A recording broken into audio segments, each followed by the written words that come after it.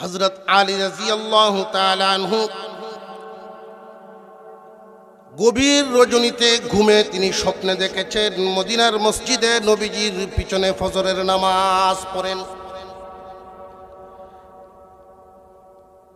সালাম ফিরাইছেন আল্লাহর রাসূল সাল্লাল্লাহু আলাইহি ওয়াসাল্লাম।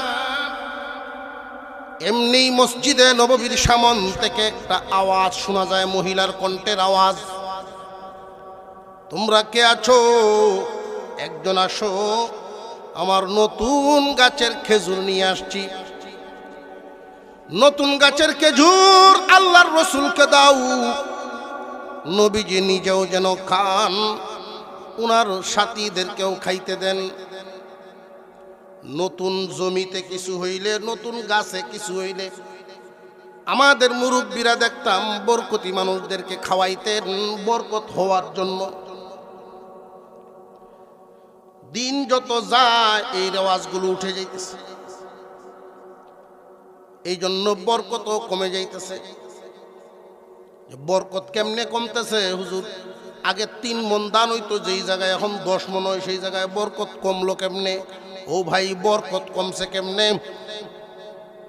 এক পরিবারে মানুষদের ভিতরে একে অপরের মোহাব্বত নাই, এটা কি বরকত কমার নিশানা না? ভাইয়া ভাইয়া মিল নাই, এটা কি গজব না? পিতা পুত্রে মোহাব্বত নাই, এটা কি গজব না? সমাজ থেকে, দুনিয়া থেকে বরকত উঠে যাবে, রহমত উঠে যাবে। বরকতি রহমতি মানুষদের কাছে আসা যাওয়া যখন কমে যাবে, কে আছো তোমরা? একজন আসো, আল্লাহর রাসূলকে আমার নতুন গাছের খেজুরগুলো নিয়ে দাও। হযরত আলী স্বপ্ন দেখলেন, একজনে গিয়া এই পাত্রটা আনলেন, নবীজির হাতে দিলেন। স্বপ্ন যুগেই আল্লাহর রাসূল সাল্লাল্লাহু আলাইহি ওয়াসাল্লাম এই পাত্রটা হাতে নিলেন, নিজের মুখে একটা দিলেন, দিয়া এক একজনকে 5টা 7টা 5টা 7টা এভাবে দিচ্ছেন। হযরত আলী যিনি স্বপ্নে দেখছেন, উনি যখন হাত বাড়াইলেন, ওনারা একটা খেজুর দিলেন। ওই এক খেজুরেই স্বপ্ন যুগে উনিও মুখে দিলেন, খুব সুস্বাদু খেজুর। এই খেজুর খাইতে খাইতেই উনার ঘুম ভেঙে গেছে। দেখলেন ফজরের জামাতের সময় হয়ে গেছে, তাড়াহুড়া করে দৌড় দিলেন মসজিদে। গিয়ে দেখেন মসজিদে জামাত শুরু হয়েছে। রাস্তা দিয়ে যাচ্ছেন আর মনে মনে স্বপ্নটা ভাবছেন, কি দেখলাম? আল্লাহর রাসূলের পিছনে নামাজ পড়ে, সাহাবীরা নবীজির পিছনে নামাজ পড়ার বড় আকাঙ্ক্ষা থাকতেন। আল্লাহর পয়গম্বর হুজরা থেকে যখন বের হতেন, তখনই নামাজের জামাতের সময় হতো। কারোর এই সাহস ছিল না ডাক দিয়া বের করা যে হুজুর আসেন, আমরা সব জমা হয়ে গেছি। জমা হইছে, অপেক্ষা করবে, জমা হইছে, অপেক্ষা করবে। আল্লাহর পয়গম্বর হুজরা থেকে আসবেন যখন জামাত শুরু হইবে, তখন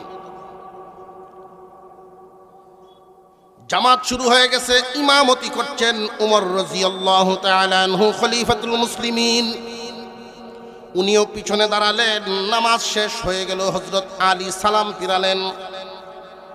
সালাম ফিরানোর সাথে সাথে যেই স্বপ্নটা দেখেছিলেন, যেমন আওয়াজটা শুনেছিলেন স্বপ্ন যুগে, এমন আওয়াজই একজন মহিলার শোনা যায়।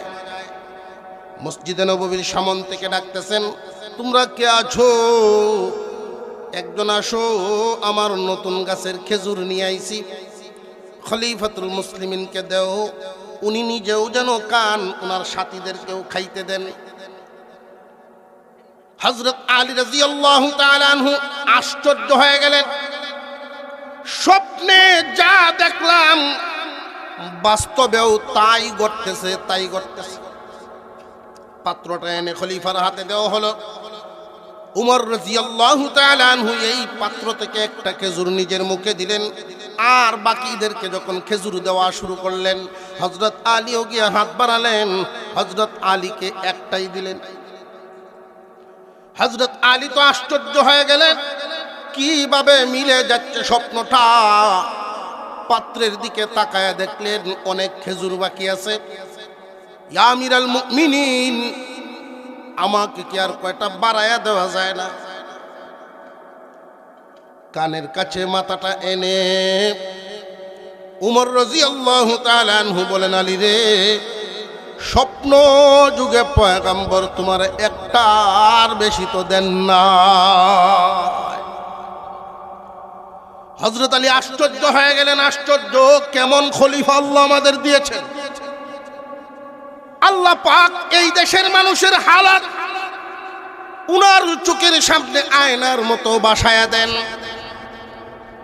অঞ্চল আয়নার মতো বাসায়া দেন। সেনাবাহিনী যুদ্ধের ময়দানে যুদ্ধ করছে, শত্রু দল পিছন থেকে পাহাড়ের পিছন দিয়ে আক্রমণ করবে। জুমার খুতবাকালীন সময়ে ডাক দিলেন, 1400 মাইল দূরের ডাক পৌঁছে গেছে। কিতাবের মধ্যে আসছে এই ঘটনা।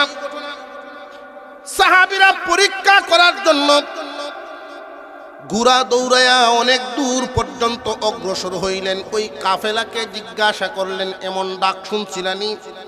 হ্যাঁ, ওই সময় খলিফার ডাকটা যদি আমরা না শুনতাম তাহলে ওই যুদ্ধে জয় তো দূরের কথা, একজন মানুষও জিন্দা আসতে পারতাম না।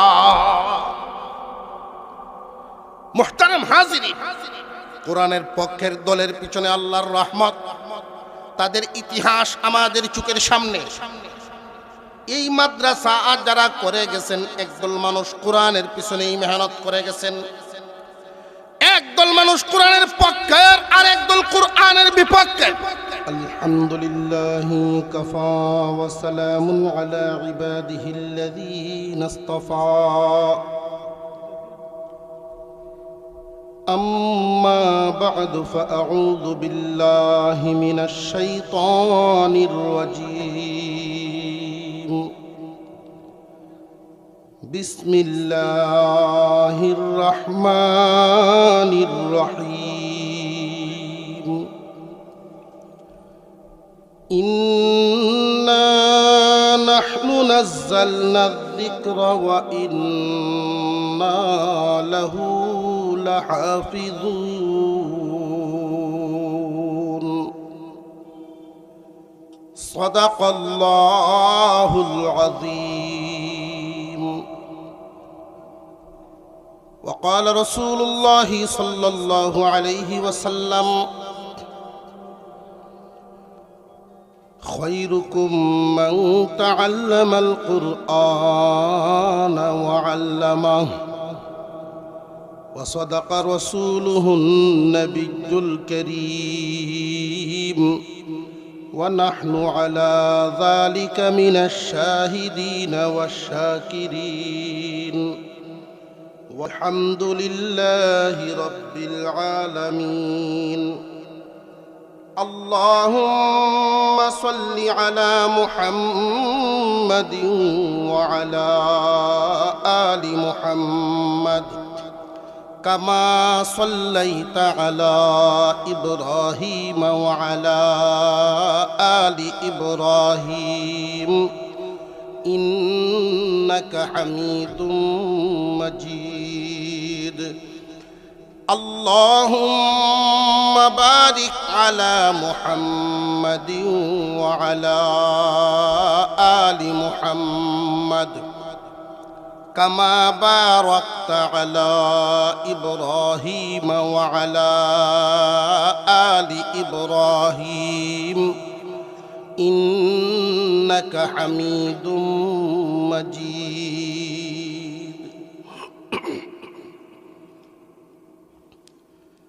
জামিয়া হুসাইনিয়া সোনারগাঁও বলরামপুর টাইটেল মাদ্রাসার উদ্যোগে আয়োজিত বার্ষিক ওয়াজ মাহফিলের শ্রদ্ধাভাজন সভাপতি সাহেব, উপস্থিত হযরত উলামায়ে কেরাম, সর্বস্তরের সুধী সমাজ, আল্লাহ পাক রব্বুল আলামিনের দরবারে শুকর আদায় করি,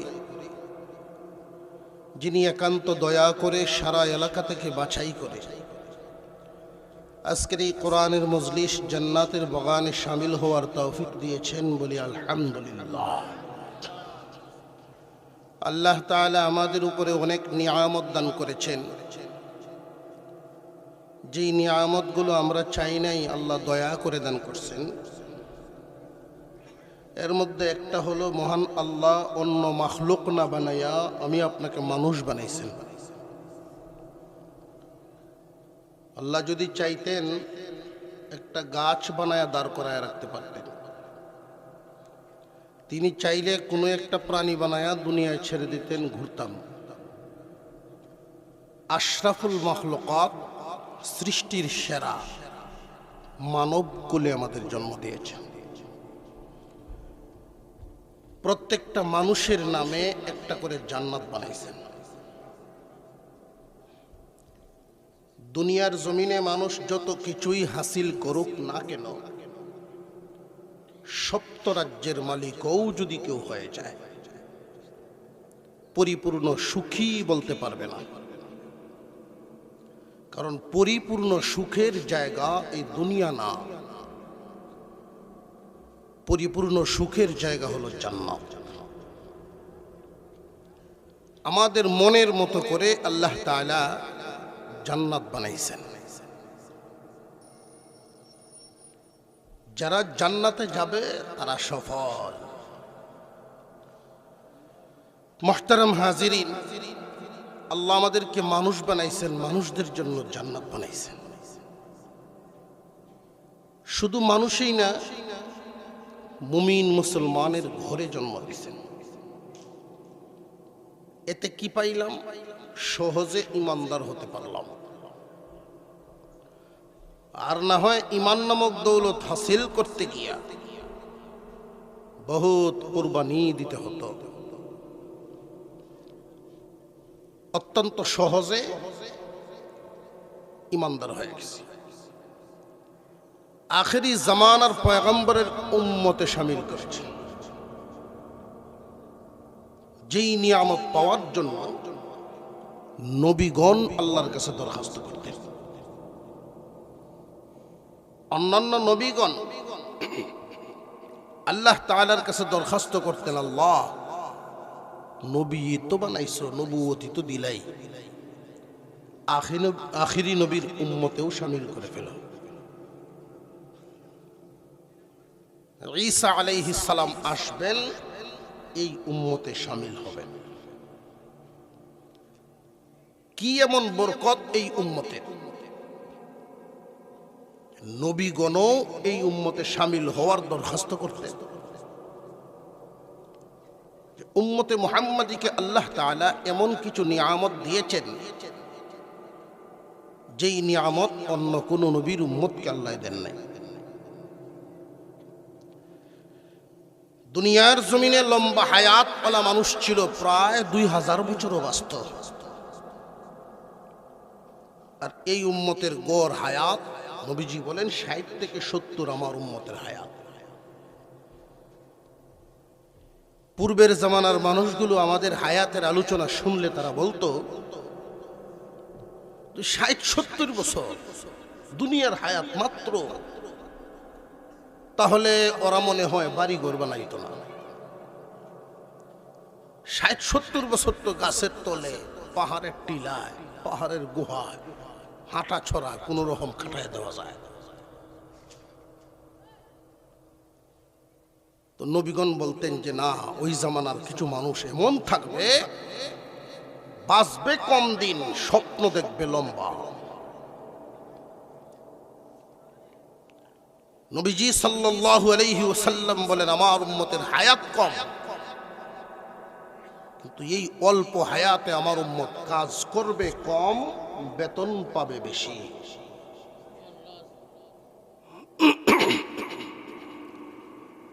হুজুর আকরাম সাল্লাল্লাহু আলাইহি ওয়াসাল্লামের উম্মত নামাজ পড়বেন 5 ওয়াক্ত, সওয়াব পাবেন 50 ওয়াক্তের। অন্যান্য পয়গম্বরের উম্মতেরা যেতায় সেতায় নামাজ পড়তে পারত না। নির্দিষ্ট জায়গা, যেমন আমাদের জামাতে নামাজ পড়ার জন্য আমরা জুমার মসজিদ, জামে মসজিদে যাই, এই রকম নির্দিষ্ট জায়গা ছাড়া তাদের নামাজ আদায় হতো না। কিন্তু উম্মতে মুহাম্মাদীকে আল্লাহ সহজ করে দিলেন, বান্দারে যখন তুমি ব্যস্ত হয়ে যাবে, কাজের যদি চাপ পড়ে যায়, কোনো কারণে আসতে পারো নাই মসজিদে, যেখানে থাকবা, যেই হালতে থাকবা, ওই হালতেই নামাজ পড়ে ফেলবা। তামাম পৃথিবীর পুরা জমিনটাকে মসজিদের হুকুম বানায় দেওয়া হয়। এই উম্মতে ইবাদত করবে, এক রাত সওয়াব পাবে 84 বছর 4 মাসের চেয়েও বেশি। এই উম্মতকে আল্লাহ তাআলা যেই কিতাব দান করেছেন, কালামুল্লাহ, পৃথিবীর সমস্ত নবীগণের কাছেই আল্লাহ তাআলা কোন পয়গম্বরকে আসমানি কিতাব দিয়েছেন, কোন পয়গম্বরকে সহিফা দিয়েছেন। বর্তমান তামাম পৃথিবীর জমিনে কোনো কিতাব নাই, খুঁজে পাওয়া যায় না। আমেরিকায় যেই বাইবেল আছে, তৌরাত পাওয়া যায় বা ইঞ্জিল আছে, লন্ডনের ইঞ্জিলের সাথে মিল নাই। লন্ডনে যেই ইঞ্জিল আছে, ইটালি গেলে ওইটার সাথে মিল নাই। তামাম পৃথিবী জুড়ে আসমানি কোনো কিতাবের অস্তিত্ব নাই, একমাত্র কুরআনুল কারীম ছাড়া। প্রশ্ন জাগে, হুজুর, ওইগুলো তো আসমানের কিতাবেই ছিল, আসমানি কিতাব আল্লাহ নাজিল করেছেন। কুরআনুল কারীমও আসমানি কিতাব আল্লাহই তো নাজিল করেছেন। ওইগুলো এইভাবে পরিবর্তন হয়ে গেল, কুরআনুল কারীম তো পরিবর্তন হয় নাই, নাকি এটাও বদলা বদলি হয়েছে? না, কুরআন আল্লাহ যেইভাবে লৌহে মাহফুজে রেখেছেন, ওইভাবেই জিবরাইল আমিন আমার আপনার পয়গম্বরের কাছে পৌঁছিয়েছেন। আমার আপনার পয়গম্বর যেইভাবে রেখে গেছে, আজও পর্যন্ত এইভাবেই কুরআনুল কারীম আছে, কিয়ামত পর্যন্ত থাকবে। কারোর ক্ষমতা নাই একটা হরফ জেরকে জবর বানাবে, জবরকে জের বানাবে, হরফ বদলাইবে তো দূরের কথা। কারণ কুরআন নাজিল করেছেন আল্লাহ, ওই সমস্ত কিতাবও আল্লাহ নাজিল করেছেন, কিন্তু মহান আল্লাহ হেফাজতের জিম্মাদারি নেন নাই কোনো কিতাবের। কুরআনুল কারীমের ক্ষেত্রে আল্লাহ বলেন, কুরআন নাজিল করলাম আমি, নাজিল করেই শেষ না রে, কিয়ামত পর্যন্ত কুরআনের হেফাজতের জিম্মাদারিও নিলাম আমি। আল্লাহ যদি হেফাজতের জিম্মাদারি নেন, পৃথিবীর কোনো শক্তি, কোনো ক্ষমতা কি আসেনি কোনো হরফ পরিবর্তন করবে? নাজিল হওয়ার সময় থেকে নিয়া কুরআন বিরোধী ছিল না ছিল না? কুরআন তো এমন এক পাওয়ারফুল গ্রন্থ, এমন এক ক্ষমতাবান কিতাব, কুরআন যেখানে যায় ওই জায়গার দাম বেড়ে যায়। কুরআন যেখানে বসে, কুরআনের চেয়ারের দাম বেড়ে যায়। কুরআনের গায়ে কোনো কাপড় লাগলে কাপড়ের দাম বেড়ে যায়। কুরআন যদি কোনো মানুষের অন্তরে ঢুকে, এই মানুষটার দাম বেড়ে যায়। কুরআনুল কারীম যদি কেউ শুধু তাকায়া দেখে, আল্লাহ তার আমল নামায় নেকি লেখায়া দেন। কুরআনুল কারীম মহান আল্লাহর কিতাব, কুরআনুল কারীম মহান আল্লাহর কালাম। অন্যান্য নবীগণ চাইতেন এই উম্মতে শামিল হতে, কারণ মূসা আলাইহিস সালাম বলেছিলেন, আল্লাহ আমার সাথে তুমি কথা বলো জিবরাইল ছাড়া।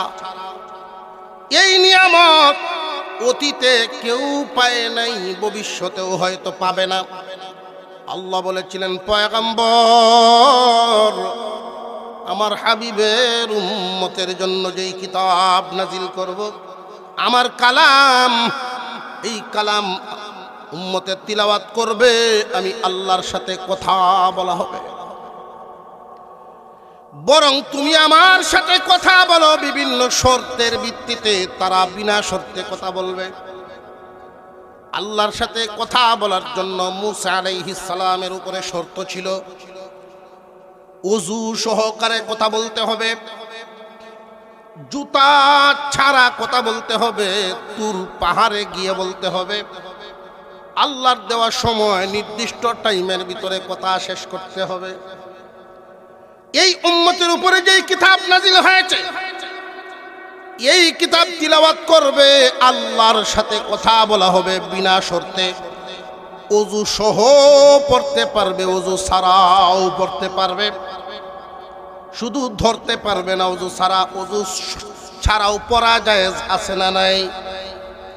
মুহতারাম হাজিরিন, আল্লাহ পাক রব্বুল আলামিন বলেন, পয়গম্বর আমার কালাম তারা তিলাওয়াত করবে, আমার সাথে কথা বলা হবে।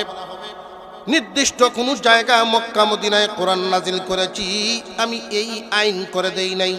কোরআন তিলাওয়াত করতে হলে মক্কা মদিনায় যেতে হবে এমন না, নির্দিষ্ট জায়গা না, যেখানে ইচ্ছা সেখানে বসে তিলাওয়াত করবে। যেই পরিমাণ ইচ্ছা যত পড়বে তত মর্যাদা বাড়বে। ইন্না নাহনু নাযালনা যিকরা ওয়া ইন্না লাহু লাহাফিজুন। আল্লাহ পাক রব্বুল আলামিন বলেন, কোরআন নাজিল করলাম আমি, কিয়ামত পর্যন্ত হেফাজতের জিম্মাদারিও নিলাম আমি। কুরআন নাজিল হওয়ার সময় থেকে নিয়ে একদল কুরআনের পক্ষে, আরেক দল কুরআনুল কারীমের বিপক্ষে। কুরআন নাজিল হওয়ার সময় থেকে নিয়ে এই পর্যন্ত যারা কোরআনের পক্ষের দল, এদের দাম কমছে না বাড়ছে? আরো জোরে কোন।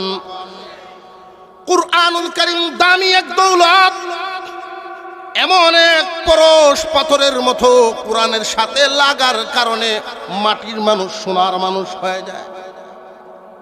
ওমর রাদিয়াল্লাহু তাআলা আনহুর মতো মানুষ, তিনি একটা মাঠ দেখে চোখের পানি ছাড়েন আর কান্দেন। সাথীরা জিজ্ঞাসা করে, ইয়া আমিরাল মুমিনিন, আপনি কেন কান্দেন? কারণটা আমাদেরকে একটু বলেন শুনি। রে আমার সাথীরা শোনো, এই মাঠে আমি একজন রাখাল ছিলাম, এই মাঠে উট চড়াইতাম, বকরি চড়াইতাম, আমি এক উট রাখাল, বকরি রাখাল। কিন্তু কুরআনুল কারীম গ্রহণ করার কারণে মহান আল্লাহ কোরআনের ছোঁয়ায় আমাকে অর্ধ পৃথিবী মানুষের রাখাল বানায় দিলেন। ব্যর্থ রাখাল, বিফল রাখাল না সফল রাখাল? মহান মাওলাই করিম এমন এক সফল রাখাল বানিয়েছেন কোরআনের ছোঁয়ার কারণে। হযরত আলী রাদিয়াল্লাহু তাআলা আনহু স্বপ্নে দেখেন, হযরত আলী রাদিয়াল্লাহু তাআলা আনহু স্বপ্নে দেখেন নবীজির পিছনে নামাজ পড়তেছেন, ফজরের নামাজ। ওই সময় আল্লাহর রাসূল দুনিয়ায় নাই, উমরের খেলাফত আমল। আর যতদিন উমর রাদিয়াল্লাহু তাআলা আনহু মদিনার মসজিদে হাজির, খলিফার পিছনে বাকিরা নামাজ পড়ে। মুসলমানদের ঐতিহ্য ছিল মুসলমানদের খলিফা ইমামতি করবে। যে সেক্টরের যিনি প্রধান হবেন উনি মসজিদেরও 5 ওয়াক্তের ইমাম হবেন। কি মনে করেন থানার ওসি যদি ইমাম হয় এই থানায় ঘুষ চলবে? আপনার আওয়াজে বোঝা সন্দেহ আছে। উপজেলার নির্বাহী অফিসার ইউনু যিনি হন, ইউনু সাহেব যদি ইমামতি করেন নামাজের, ঘুষ নিয়ে কেউ যাইব? সেক্রেটারিয়াল অর্থাৎ মন্ত্রণালয়, মন্ত্রী অথবা সচিব, 2 জনের একজন ইমামতি করবেন। যদি এমন হয় তাহলে মন্ত্রণালয়ে কোনো ঘুষ থাকবে? এমন ছিল আমাদের সোনালী যুগ। খলিফাতুল মুসলিমিন, ইমামুল মুসলিমিন, খলিফাতুল মুসলিমিন ইমামুল মুসলিমিন, মুসলমানদের ইমাম। কিন্তু এখন যদি জিজ্ঞাসা করা হয় আমাদের নব প্রজন্মকে, যদি জিজ্ঞাসা করা হয় যুবক রে বলো তো খলিফা কারে কয়, কইব টেইলার, পাঞ্জাবি বানাইছে বেটা, ঠিক না? মুন্সি বাজারে যে পাঞ্জাবি বানায় তারে কইব খলিফা। খলিফা কাকে বলে এই শব্দটাই আমাদের থেকে চিনায় নেওয়া হয়েছে। মুসলমানদের প্রধান বিচারপতি যিনি হবেন ইসলামী আদালতের বিচারক, উনাকে বলা হয় কাজীউল কুযা, কাজী সাহেব। উনি ছিলেন কাজী, প্রধান বিচারপতি। বর্তমানে যুবকদের বা বাচ্চাদের যদি জিজ্ঞাসা করা হয়, মুসলমান বাচ্চাদের, বলো তো কাজী কারে কয়, ও যে বিয়া হরায় যায়, ঠিক না বেটি? শব্দগুলো আমাদের থেকে চিনায় নেওয়া হয়েছে। কোরআনের হেফাজত যদি মানুষ না করে তাহলে এইভাবে চিনায় নিতে নিতে নিতে নিতে এক সময় হালতটা এমন হবে, মানুষের মধ্যে নাম থাকবে মুসলমান কিন্তু মুসলমানই থাকবে না। এক বেটায় বাজার থেকে পায়জামা আনছে কিনবে, আরেকটা পাঞ্জাবি, পাঞ্জাবি পায়জামা যা আনছে, বাড়িতে এসে পরিয়ে দেখে পায়জামা আদাত লম্বা হয়। তো এমন এক যন্ত্রণা, যদি উপরে দিয়ে বললে তো তাহলে ফেট বেসে থাকবে, খারাপ দেখা যায়। আর নিচে দিয়েও বললে রাখার বাবু না। তো বিবি সাহেবকে বলছে যে আদাত মাপিয়া কাইটে সুন্দর করে সিলাইবা, যেন বোঝা না যায় আমি বিয়ের বাড়ির যাই বেড়ানি। আচ্ছা, এই হুকুম দিয়া রাত্রে ঘুমাইছেন, সকালে উঠে উনি আলবাওয়াত গেছেন হাওড়ে। বিবি সাহেব করছেন কি, তার মেয়েকে ডাক দিয়ে বলছেন, এই তোর আব্বার পায়জামা নাকি লম্বা হয়ে যায়, আদাত মাপিয়া কাটিয়া সুন্দর করে সিলাই, সিলাইটি যেন ভালো হয়, বোঝা যেন না যায়। মেয়ে করছে কি, তার ভাই বউরে বলছে, ভাবি আধাত কাটতে লাগে, আদাত কাটিয়া সিলি করে তৈতেন, আমার প্রাইভেট আছে, আমি তাড়াতাড়ি যেতেছি। তো বৌমা পরের মেয়ে মনে করছে না জানি কতটুকু জরুর, আবার আমরা বাড়ির যাব, উনি সাথে সাথে আমল করে আছে, আদাত কাটিয়া সুন্দর করে সিলাই রাখছে। মেয়ে ভাবতেছে ভাবি যদি আমার এই কথা না রাখে তাহলে তো এই ঠেলাটা আমার উপরে যাবে, আমি ঘর থেকে বাইরে ওর আগে কামটা করে তুই যাই। প্রাইভেটও বাইরে ওর জন্য রেডি হয়েছে, 5-7 মিনিট সময় আছে হাতে, এমনি মাপে কেনছিল টান দেখাটিয়া সিলাই রয়েছে। আর দেখছে না আগে কাটা হয়েছে যা। বিবি সাহেব চিন্তা করলো, আমি যে মেয়েরে কইলাম সে তো গেল ওর প্রাইভেট, আর আমার বুড়া এটা এমন এক চরিত্রের বুড়া, মুখ চলবার আগে হাত চলে, এমন লোক। তো উনিও এসে এই ফায়জামা বের করছে, কিরে এটা তো এক ফায়জামার যদি এক হাত না থাকে বুঝা যাইব না পারটি, এইটা আবার কাটতাম কিতা করলো। বুড়ি চিন্তা করছে, মনে মনে ভাবতেছে সম্ভবত হাফ প্যান্ট বেলায় লম্বা করার তোর বাউ নাই, আমার যেহেতু হুকুম দিছে আমার আমল করা হইল কথা, উনিও আদাত কাটছে, কাটিয়া পাটি করে দিছে। ভাই আয়া গোসল করে যখন পায়জামা ফিরছে তো হাফ প্যান্ট দিয়েছে, আগে আসিল আদাত বাড়তি, আরে হ দেরাত নাই। হুজুর সাল্লাল্লাহু আলাইহি ওয়াসাল্লাম রেখে গেছিলেন কেমন, আর আমরা এখন আছি কেমন। কমতে কমতে কমতে কমতে হাফ প্যান্ট পর্যন্ত হয়েছে, ঠিক না বেটি? যেই দিন থেকে কুরআনুল কারীম নাজিল হয় এর আগের দিন পর্যন্ত ব্যক্তি মুহাম্মাদের কোনো শত্রু ছিল না। হুজুর আকরাম সাল্লাল্লাহু আলাইহি ওয়াসাল্লামকে আল আমিন উপাধি দিয়েছিলেন বাংলাদেশের মানুষ না মক্কার মানুষে? কুরাইশ বংশের তারাই বলতো আল আমিন। যখন থেকে কোরআন নাজিল হওয়া শুরু হয়ে গেল, মুহাম্মাদের শত্রু করে বাহিরে কাছে দূরে ডানে বামে ভর্তি ভর্তি হয়ে গেছে। কি বোঝা গেল ব্যক্তি মুহাম্মাদের শত্রু না কোরআনের শত্রু? আল্লাহ পাক রব্বুল আলামিন এক আয়াতের মধ্যে জানায়া দিলেন, লিকুল্লি জাআলনা ফি কুল্লি লিকুল্লি জাআলনা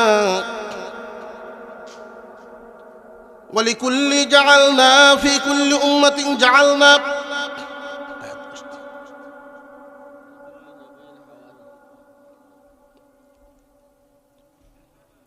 লিকুল্লি নাবিয়্যিন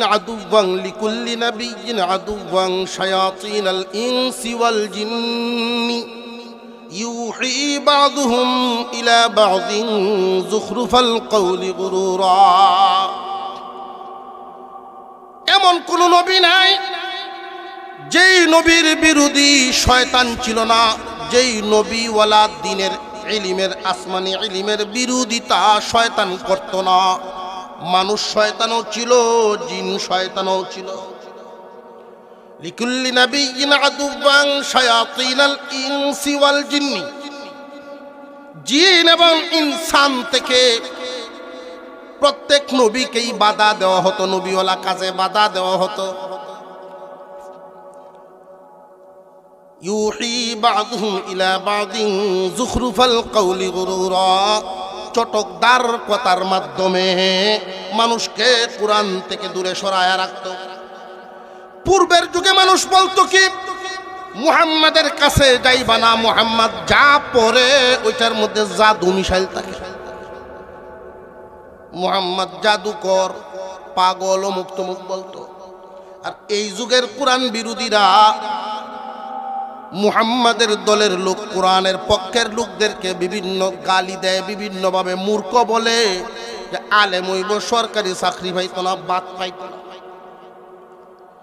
কোরআনওয়ালাদেরকে আল্লাহ যেই রিজিক বাজেট করেন, কোরআনওয়ালাদের জন্য যেই বাজেট করেন, এই বাজেটে দুনিয়া চলে। পানি নির্বাহ, পানি চলাচলের জন্য ড্রেন, পাইপ এগুলো আছে না? নির্দিষ্ট জায়গা দিয়েই তো পানি প্রবাহমান। হয়তো নদী দিয়ে চলবে, ড্রেন দিয়ে চলবে, পাইপ দিয়ে চলবে।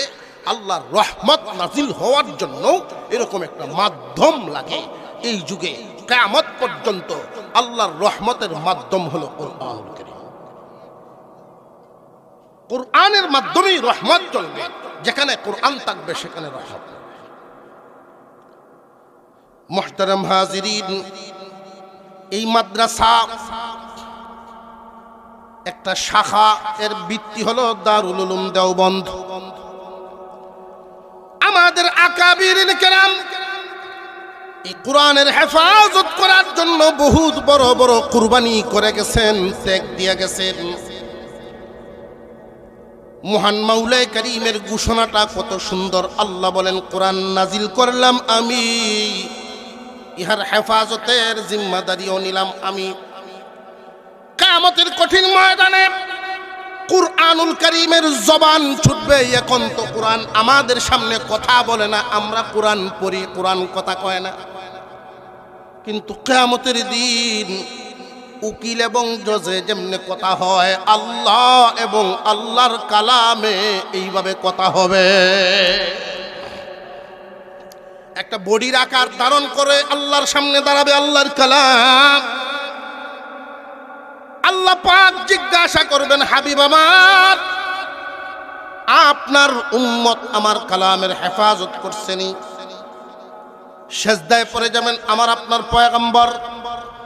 সেজদায় পড়ে তিনি কানবেন আর বলবেন, আল্লাহ আমার উম্মতকে জিজ্ঞাসা করবেন না, আপনার কালামকেই জিজ্ঞাসা করেন, আপনার কালামকেই জিজ্ঞাসা করেন আমার উম্মত হেফাজত করছেনি। যখন আল্লাহ ডাক দিবেন একটা বডির আকার ধারণ করে সামনে দাঁড়াবে, আল্লাহর কালাম নিজেই বলতে থাকবে, আল্লাহ তোমার হাবিবের উম্মতের একদল আমাকে হেফাজত করার জন্য কলিজার ভিতরে রাখছে, কলিজার ভিতরে ঢুকায় ফেলছে। পৃথিবীর কোন শত্রু যেন আমারে খুঁজে না পায়, আগুনে পুরাইতে পারবে না, পানিতে ডুবাইতে পারবে না, ভাঙতে পারবে না, ছিঁড়তে পারবে না। মানুষের কলিজার ভিতরে মুখস্থ করে 30 পারা কোরআন লুকায় রাখছে। কোরআনের হাফেজ আমাদের এই দেশের জমিনটাকে আল্লাহর কোরআনের হেফাজতের জন্য আল্লাহ কবুল করেছেন। মুহতারাম হাজিরিন, আল্লাহ ঘোষণা দিবেন, ফেরেশতারা রে, কোরআন নাজিল করেছি আমি, হেফাজতের জিম্মাদারিও নিলাম আমি। কিয়ামত পর্যন্ত আমার কাজ যারা কাঁধে উঠায় নিল, আমার কাজ যারা করবে, কোরআন আমার হেফাজত করব আমি, কিন্তু আমার হেফাজতের কাজটা যেই যেই বান্দারা করবে, বলো দেখি যে ফেরেশতারা এই বান্দাদেরকে আমি কেমনে আগুনে পোড়াই। আল্লাহ রব্বুল আলামিন কোরআনওয়ালাদেরকে, কোরআনের সাহায্যকারী হেফাজতকারীদেরকে কিয়ামতের দিন আল্লাহর কালামের সুপারিশের বদলায় জাহান্নাম থেকে মুক্তি দিয়া জান্নাত দিবেন। দলে দলে মানুষ উম্মতে মুহাম্মাদী কোরআনের হেফাজতকারী হবে। আল্লাহর সন্তুষ্টি অর্জন হয় আল্লাহর কালামের হেফাজতের মাধ্যমে। আল্লাহর কালামের হেফাজত একদল মানুষ মুখস্থ করার মাধ্যমে করবে, আরেকদল মানুষ ব্যাখ্যা বিশ্লেষণ তাফসীর জানার মাধ্যমে, মানুষকে জানানোর মাধ্যমে কোরআনের হেফাজত করবে। আরেকদল মানুষ কোরআন তিলাওয়াত করে করে আল্লাহর কালামের হেফাজত করবে। একদল মানুষ মুখস্থও করতে পারে নাই, দেখে দেখেও পড়তে পারে না, কিন্তু আল্লাহ তাদের দিলটার ভিতরে কোরআনের এমন এক মায়া, এমন এক মোহাব্বত ঢুকায়া দিছেন, এই মানুষগুলো ঘাম জড়ানো অর্থ আল্লাহর কালাম হেফাজতের পিছনে ব্যয় করে। বাবার রেখে যাওয়া হালাল সম্পদ জায়গাটুকু আল্লাহর রাস্তায় দান করে দেয়, কোরআনের হেফাজতের ঘর বানাইবার জন্য মাদ্রাসার জায়গা দিয়ে দেয়। কোরআনের হেফাজত করনেওয়ালা, কুরবানিওয়ালা মানুষ জমিনে আছে না নাই? وَمِنَ النَّاسِ مَن يَشْرِي نَفْسَهُ ابْتِغَاءَ مَرْضَاتِ اللَّهِ وَاللَّهُ رَءُوفٌ بِالْعِبَادِ। ও দোস্ত আমার, জানায় দেন, যারা আল্লাহর সন্তুষ্টি অর্জনের জন্য সব বিনিময় করে ফেলতে পারে, আল্লাহর সন্তুষ্টির জন্য মাল দৌলত সম্পদ পরিবার পরিজন সব ছাড়তে পারে, সব কিছুর চাইতে আল্লাহর সন্তুষ্টিটা তার কাছে দামি হয়, আপনি জানায় দেন আল্লাহু রাউফুম বিল ইবাদ। এমন বান্দাদের জন্য আল্লাহ দরদি হইয়া যান। ও দোস্ত আমার, মানুষের মধ্যে এমন কিছু মানুষ আছে, ও পয়গম্বর, মানুষের মধ্যে এমন কিছু মানুষ আছে যারা আল্লাহর সন্তুষ্টির জন্য সব কুরবানি করতে পারে। আপনি জানায় দেন এদের জন্য আল্লাহ বড় দরদি হয়ে যান। বদলাটা কি দেন? আল্লাহ যদি দরদি হন, এই লোকের কোনো চিন্তা নাই। এই মাদ্রাসা অন্য আরেক মাদ্রাসার শাখা, যিনি মাদ্রাসা করেছেন, মেহনত করেছেন, এলাকার মানুষকে সাথে নিয়ে আল্লাহর কালামের হেফাজতের এক মরকজ বানায় গেলেন। হাজার হাজার মানুষ আল্লাহর কালামের হেফাজত শিখলো। এই মারকাজ যারা করেছেন, কিয়ামত পর্যন্ত তাদের আমল নামায় সওয়াব যাইতেই থাকবে, যাইতেই থাকবে, যাইতেই থাকবে। এই প্রতিষ্ঠান যিনি করেছেন উনি আর এক জায়গা থেকে হেফাজত করা শিখে আসছেন।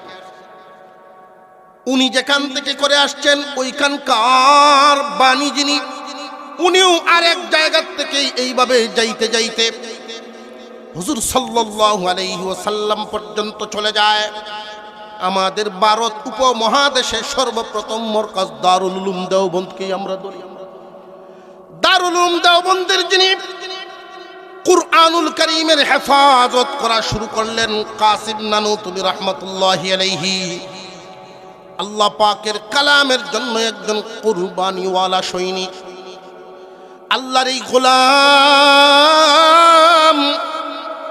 আল্লাহর দেওয়া যত দৌলত অর্ধেক বন্টন করে আল্লাহর জন্য কোরআনের হেফাজতের জন্য অর্ধেক দিয়ে দিছে।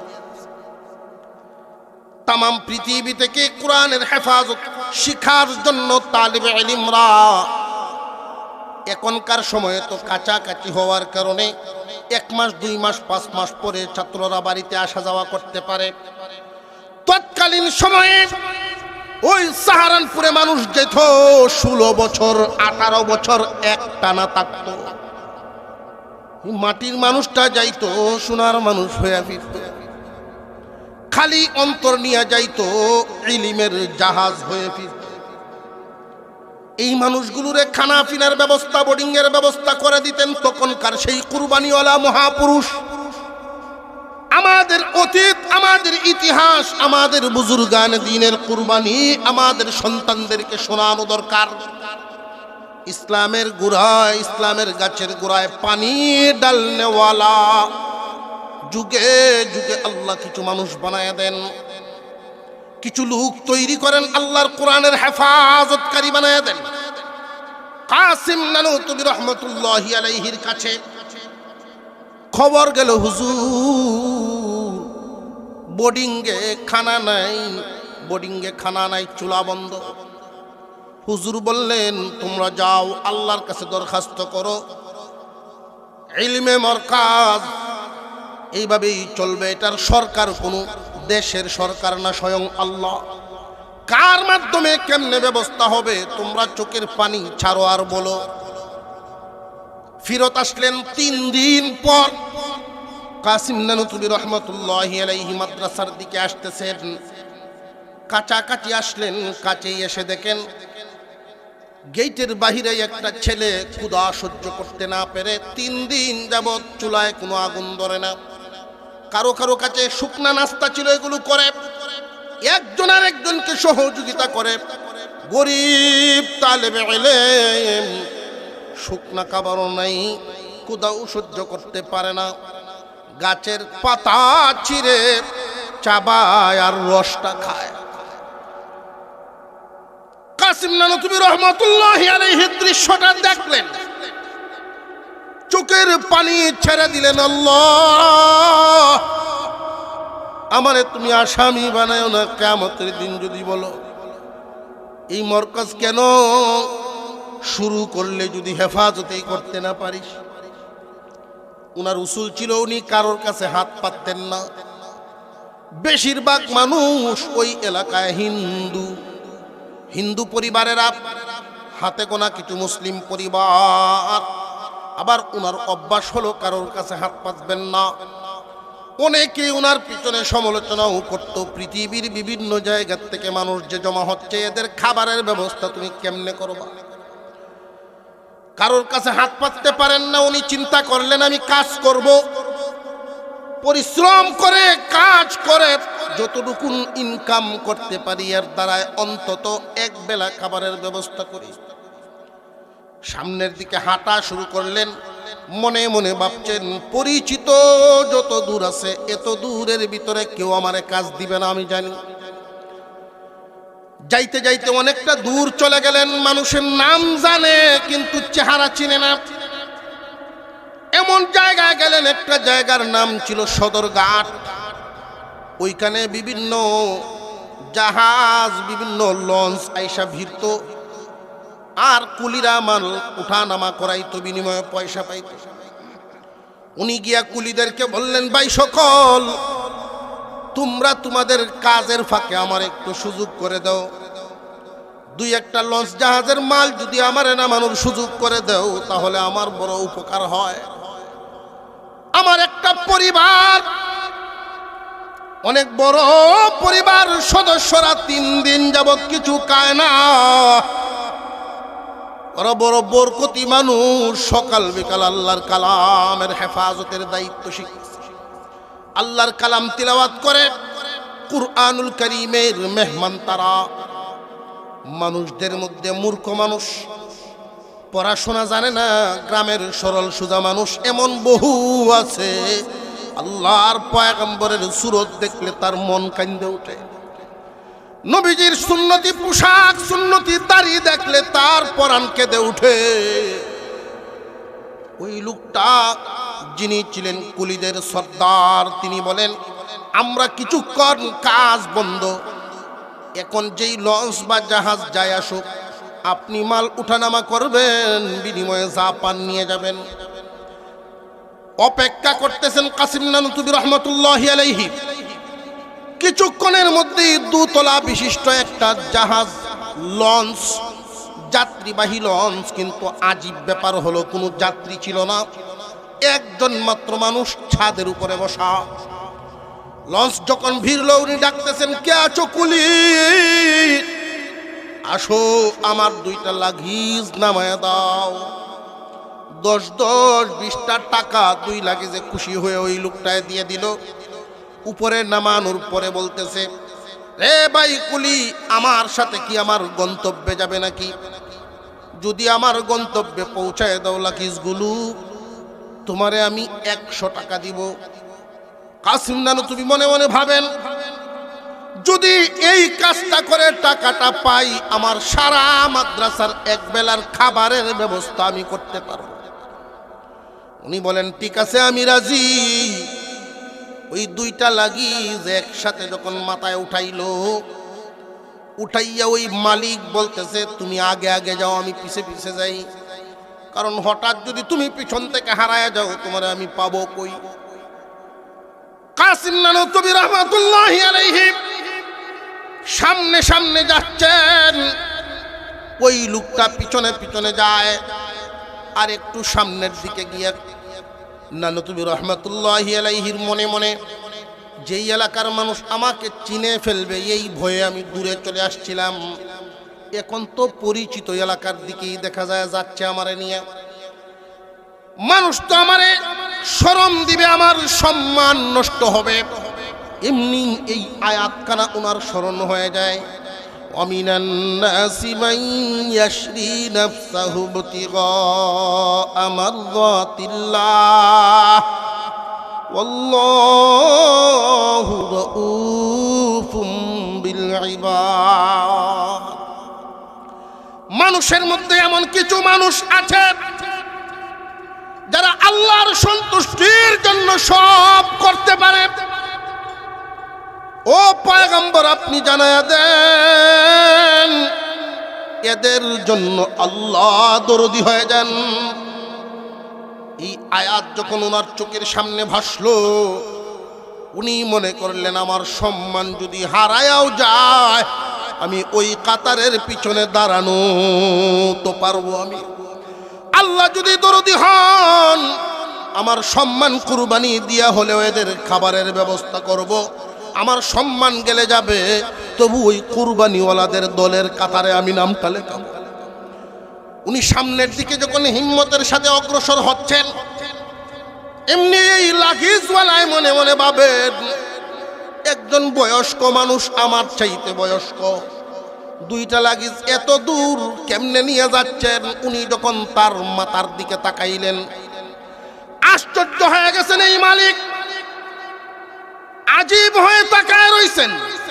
এই লাগেজগুলো ওনার মাথায় নাই, আধ হাত উপর দিয়ে শূন্য বাইসা বাইসা যায়, আধ হাত উপর দিয়ে আল্লাহর রহমত জারি হয়ে গেছে। আল্লাহ যে দরদি হয়ে যান, কুরবানিওয়ালা, কোরআনের হেফাজতকারীরা আল্লাহকে যখন সন্তুষ্ট করে ফেলে, তখন আল্লাহ এইভাবে তার কুরবানি যেই পরিমাণ, আল্লাহর মেহেরবানিও দেন সেই পরিমাণ। জড়ায় তো দৌড়ায় আপনি কি মানুষ নাকি জিন আগে পরিচয় দেন। শূন্যে বেসে যাচ্ছে, বিষয়টা বুঝলাম না। আপনার পরিচয় দেন, আপনার নাম কি?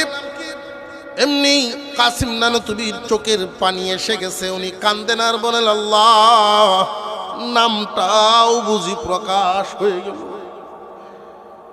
ভাই, আমি দেওবন্দের একজন নগণ্য রাখাল, দেওবন্দ মাদ্রাসা পরিচালনা করি। এই মাদ্রাসা আমি করছি, আমার নাম কাসেম।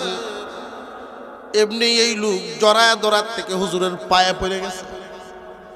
হুজুর, আমি চিনতে পারছি না, আমি আপনারে চিনতে পারি নাই, আমি 3 দিন যাবত আমি ঘুমাইতে পারি না।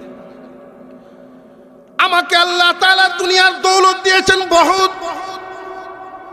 3 দিন যাবত আমি ঘুমিয়ে স্বপ্নে দেখি হুজুর সাল্লাল্লাহু আলাইহি ওয়াসাল্লামকে।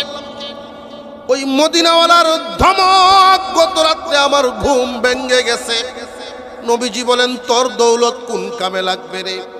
আমার বাগানের মেহমানরা না খায়া থাকে, আমার কালাম আল্লাহর রেখে আসা কালামের হেফাজতকারীরা না খায়া থাকে, তোর এই সুখ শান্তি কোন দিনের জন্য রাখবি?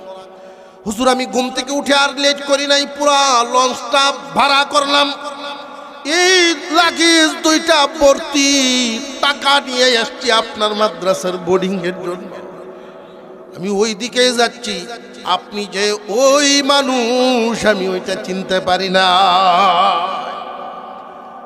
বুঝতে পারলাম আল্লাহর পয়গম্বর সাল্লাল্লাহু আলাইহি ওয়াসাল্লাম 3 দিন যাবত রান্না হয় না, বোর্ডিংয়ে খানা নাই, আর 3 দিন আমার শরীরে অস্থির শুরু হয়ে গেল।